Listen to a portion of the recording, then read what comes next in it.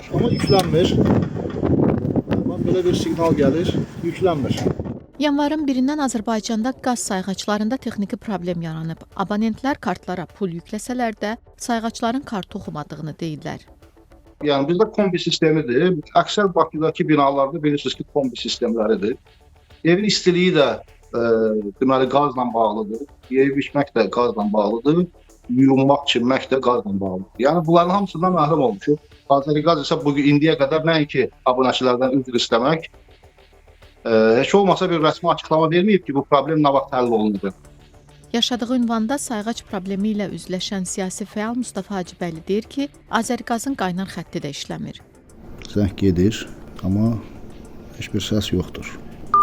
Vəssalam, bu ilə də bitdi qaynar xəttin fəaliyyəti. Sosial mediada da abonentlər ölkənin müxtəlif bölgələrində oxşar problem yaşadıqlarını yazırlar.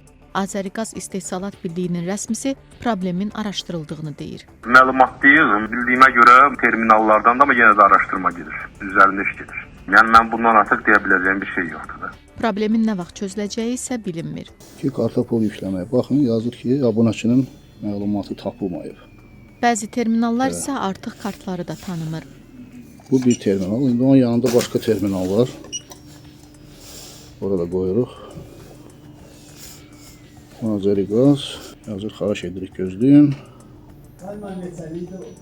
Vəssalam, əməliyyatda səhv yazdı indi də. Bax, dünəndən sonra tək mən yox, çoxlu sayda qonşularım da karta pul yükləməyə çalışırlar, alınmır. Azad İstehlakçılar Birliyinin sədri deyir ki, bu birbaşa istehlakçı hüququnun pozuntusudur.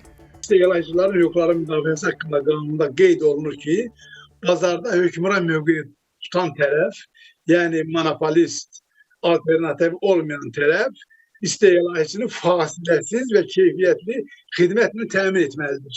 Qanunda bu nəzərdə tutulur. Fasiləsiz və keyfiyyətli xidmət etməlidir.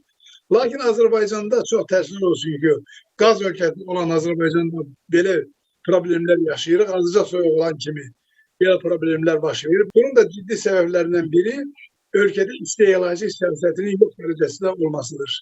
Yalnız və yalnız biznesin inkişafı, biznesin necə deyərlər, istehlakçılardan pul soymaq imkanlarının artırılmasından gedir söhbət. Və istehlakçı hüquqları qalıb arxa planda. Eyüp Hüseynov deyir ki, qarlı havada abonentləri qazsız qoyduğuna görə Azəriqaz məsuliyyət daşıyır. O, haqlarını qorumaq üçün abonentlərin Anti-İnhisar və Bazara Nəzarət Agentliyinə müraciət edə biləcəklərini deyir.